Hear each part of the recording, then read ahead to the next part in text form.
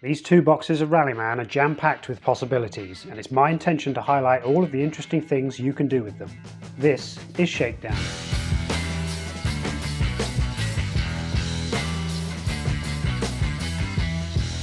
In today's Shakedown, it's Rallycross, but not as you know it. What are we going to face in Randomcross?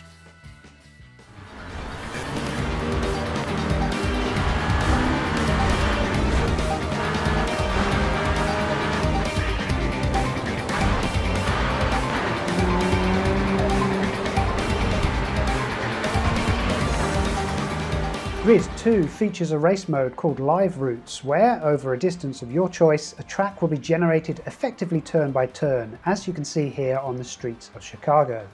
The first time we encounter a junction, it might be a 90-degree right-hander, taking us one way through the city, but by the time we loop back around, we're instead put onto a faster right along the riverbank, or a left over a bridge into another part of the city. Drive for long enough and you'll know where you are, but not necessarily where you're going, and you can even find yourself driving back down a route you've come from, leading the city to exist inside some kind of impossible geometry. Can we introduce this kind of randomness into Rallyman? Absolutely. Maybe not the impossible geometry, but the random element certainly. Today we're going to have a Rallycross race around a simple fictional circuit using the Randomcross rules, which are essentially randomized joker laps. All you need to do before you start is come up with a number of possible joker laps, ideally equal to the number of players in the race plus one, and put them to the side ready for use. Race your Rallycross as normal, but if you ever need to put a die onto a tile that doesn't yet exist, as in the joker lap, you randomly get one of the possible joker laps to fill that gap and can then carry on with your turn as normal. Anybody else can follow you onto that joker lap, especially if you've got a good one, but if at the end of a turn a tile has been driven through and is empty, it is removed from play, and the next player who needs to drive through that space will get another one of the joker laps to fill any gaps. Aside from that, it's a regular Rallycross race run with whatever rules you like. So we're going to chuck a whole bunch of level 5 NPCs around 3 laps of this Randomcross with full contact rules should they need them. One of those laps has to be the Joker, of course, but what will it look like when they get there? Let's find out. Right then, let's have a Randomcross race. The blue car is going first. He is a level 5 NPC, as they all are, so they are not re-rolling anything, but they are able to get up to 5th gear easily enough. They aren't going to randomize a Joker lap just yet, because they don't have a die to place down into the gap, but they are going to sit on the inside in 5th gear and wait to see what happens. Next up is the red car. Are they going to follow the blue car? They certainly have the dice to do so. So let's see what happens when the red car emerges next to the blue car in 5th gear.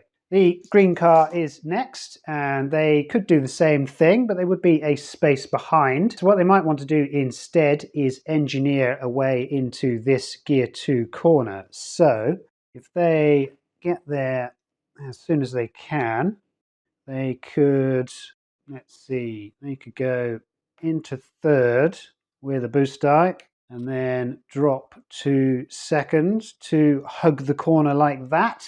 Perhaps not the distance they wanted. In fact, they do have the dice to go into 4th at some point and then break down to 2nd and then get that extra space of movement. So they will do that instead as they slide onto the standard lap. I think the yellow car is going to use all of those clean dice to get up to 5th gear behind the red and the blue car. The orange car is going to want to try and get around the green car. It can do that by coming into this space in a higher gear and then using the outside lane to go into 2nd gear on the next turn. I don't think it's going to do that. It will give the purple car the opportunity to go around the outside instead. But the purple car has a few more issues to deal with, and that is a lot of hazards. So the purple car finishes a little further back in gear 4.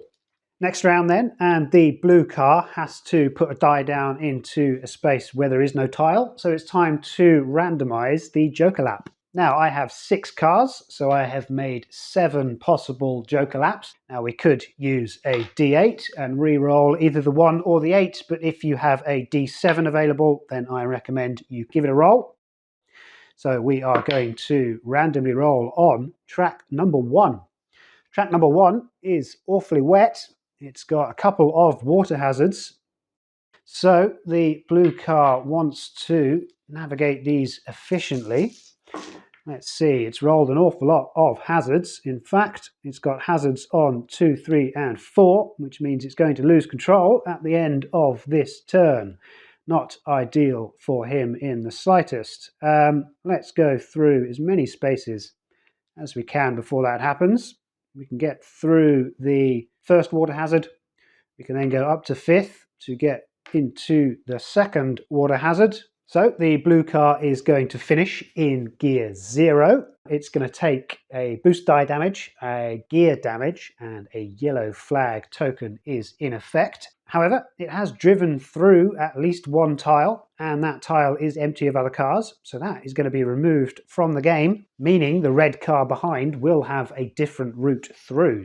It wants to place a die into an empty space, so we need to randomly generate another track. We are on track number 5.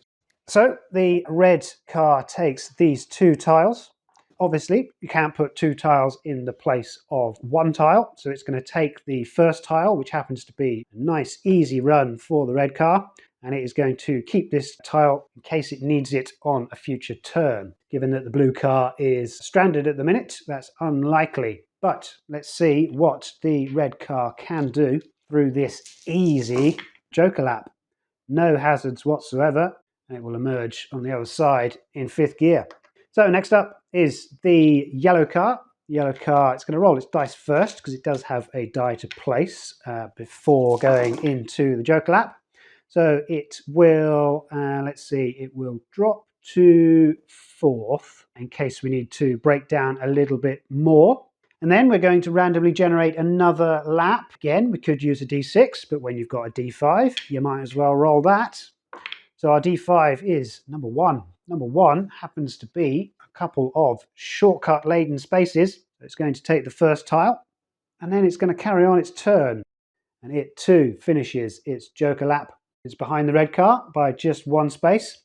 Knowing that the blue car is stranded, the purple car might want to try to get through at least this tile to end on this tile, because it is a pretty easy tile to navigate. The other option it has, of course, is dropping down into 2nd gear and taking the standard lap. So I think that the purple car is going to risk going on the Joker lap as well. They have a good set of dice to work with, so they are going to keep 1 coast back. I think they're probably best to drop down to 1st gear and then a couple of coasts and then into 2nd on a tile that they don't know about. So let's randomly generate that. We do, of course, have a D4, so we're going to roll that. A not so pointy D4 gets us track number 1, and that is going to be an easy corner to start with and a harder corner for their finish. But because the blue car is on that tile, that's not going to be needed. Up to 4th, into 5th, and then coast through the water hazard in 5th gear as they end their turn alongside the blue car. The green car is up next. It's on the standard lap. There is a gear 4 jump coming up, which it can easily take. Ends their turn right here in 5th gear. And finally, the orange car wants to do something very similar, and they can come alongside the green car in 5th gear like that. Next round, the red car has the lead. They will take the inside lane for the next corner like that. Just the 2 hazards. As we see what the next car can do, and that is the green car. It has the inside for the upcoming corner. The green car also has a couple of hazards to avoid at its higher gears, so it can drop to 2nd in order to obey the speed limit. Go into 1st, boost into 3rd, and then coast around the outside, hoping for a push from somebody else behind. If not, then at least forcing them through the shortcut. The orange car is going to want to do something very similar, and then push the green car forward 1 space, No damage to worry about, just a little nudge on the green car ahead, and it forces the yellow car to go through the shortcut if they want to overtake. Let's see what the yellow car does. Given that the shortcut will give it turn order, I think it'll do that. Next up is the purple car, and that's a lot of hazards. In fact, that's a loss of control. That is so many hazards that I don't know how far they're even going to get. They have taken a green flag, and a -1 gear. About as good as you can get, but they are in gear 0. The blue car wants to get out of its Joker lap as quickly as possible, and it can do that by ending in 4th gear.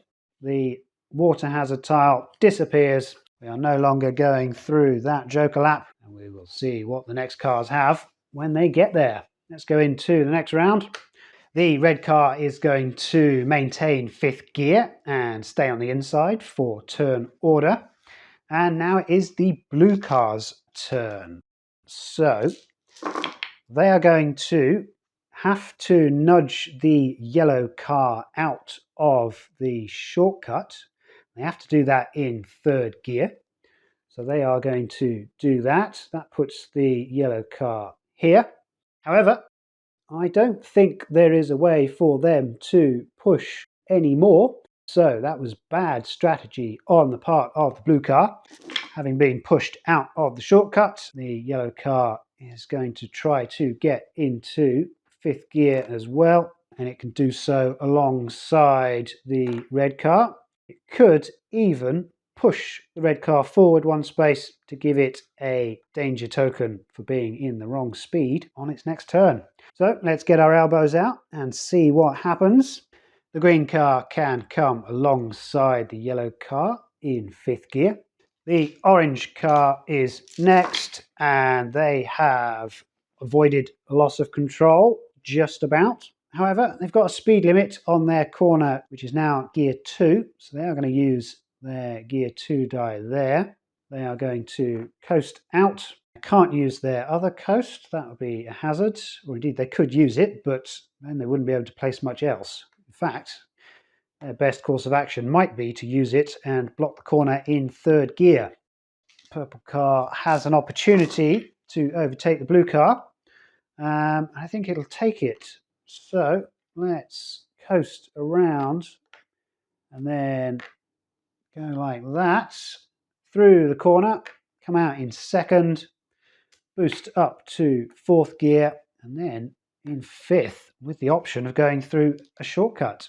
Next round, the red car is going first. It has 1 hazard on its dashboard already, thanks to being pushed into a speed limit, and it wants to go on the standard lap. So it's in 5th gear.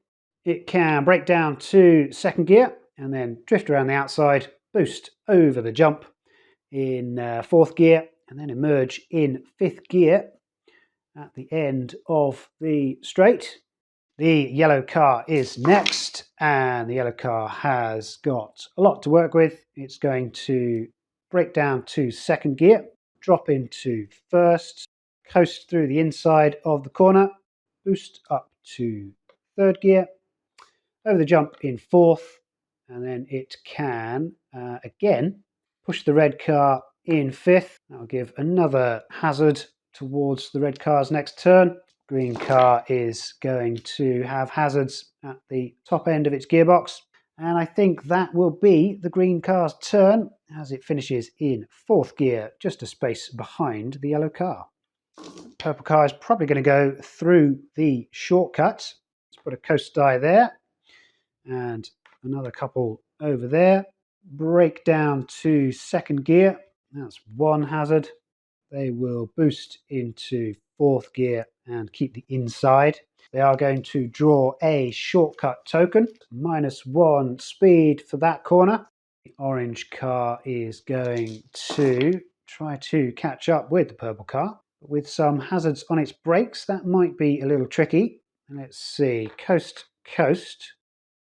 It could coast again. It can go into 4th like that. It does need to do its Joker lap. Is now the opportunity to do that. Let's assume that it is. Let's go 4, 3, 2, and then 1. And we will see what the Joker lap brings for the orange car on the next turn. As we see what the blue car can do, it's got no boost and one of its gears is missing. It's just going to want to get as far through the track as possible. It's going to end in third. Next up, red has the hairpin to tackle, and the hairpin got a little dirtier since the red car was last here. Gear 2 on the outside or gear 1 on the inside. It's going to break down to second gear in order to go through the inside in first. Boost up to gear 3 as it navigates the hairpin and emerges once more in fifth gear. Yellow car can emerge there in fifth gear. The outside lane of this hairpin is the only one available, otherwise it's through the shortcut. The green car is next, and it doesn't really want to go through the outside of that hairpin in first gear, and I think it'll go through the shortcut and then boost up to fifth on the outside. Second, third, fourth, that will be the purple car's move. Second, third, fourth, and a coast. That'll put it in fourth gear, just behind the purple car, as it reels him in for an overtake. The orange car is going to need to place a die down on a space without a track. So we're going to get a D3, and the D3 shows us that track number 2 will be the chosen Joker lap. And that is once again another water hazard and some medium speed corners. So what's the orange car going to do to navigate them? It should have an easy time of things. It's going to go into first gear, second gear, third gear, through in like that. In fact, if it stays in second, it'll be able to get through the other side and emerge in fifth gear. Next round then, the red car is going first. The red car could go through shortcut. I think instead it's going to break down to second gear. That's one hazard. It's going to coast through. If it goes into third for another hazard, it can then boost up to fifth gear to try to keep turn order from the cars behind it. Yellow car has a lot of hazards to try and get around. I don't think they're going to be able to manage it. The green car does have to go on the Joker lap, so I think if they drop to fourth, they should still be safe. For going through that shortcut, they get another okay. The yellow car knows how to navigate the shortcuts on this track. It finishes a space behind the red car in gear 4. Green car is going to play it a little safe through the corners and then emerge in fifth gear so that it has the opportunity to push the yellow car out of the way on the next lap. As we go into the orange car's turn, has a chance to overtake the purple and the blue car, and it's going to take that chance with a bunch of coast dice through the shortcut in order to come out in fifth gear like that. The corner is now inoperable. Everyone is going through the shortcuts. How much damage will be dished out? Let's find out, as purple car is going to have most of its dice to work with. It is going to coast, coast, coast into third gear on the shortcut. It can come out in fourth, and then it can go into fifth like that. And it could drop to second gear to give the orange car something to think about. But the purple car has drawn a coast die damage. That is its second damage pull as he finishes in second gear. The blue car behind then has an opportunity to fight for turn order against the purple car. It can get all the way up to fifth alongside the orange car. It is now so clogged up that we have to reverse in order to get through this hairpin. Next round is the last lap for the red car. It has a full set of dice to work with, nothing to worry about, apart from the hairpin at the other end of this standard lap. I think the best bet is to boost over the jump in fifth gear and then eke out a couple more spaces like that. It's going to end there in 4th gear. Now the green car has to go through the Joker lap. It's the only car that hasn't done so. Before it does that, it has to push the yellow car out of the way. It's going to do that in 4th gear. The yellow car gets nudged a space forward, and then the green car can maintain that pace. I think it's going to drop to 2nd, and then it needs to determine a tile. I don't have a D2 other than the round marker, so that is going to be flipped. White for 1 and black for 2. It is track number 1, and we are going to have some high speed corners and a possible shortcut. That will be the green car's turn. The orange car at the back there needs to get past the purple car ahead, and it can do so. It also has to be in a low gear for the corner coming up. So I think what it'll do is boost up to 5th gear and push the yellow car forward 1 space into a drift. The yellow car is going to take 2 hazards for being in gear 4 in a gear 2.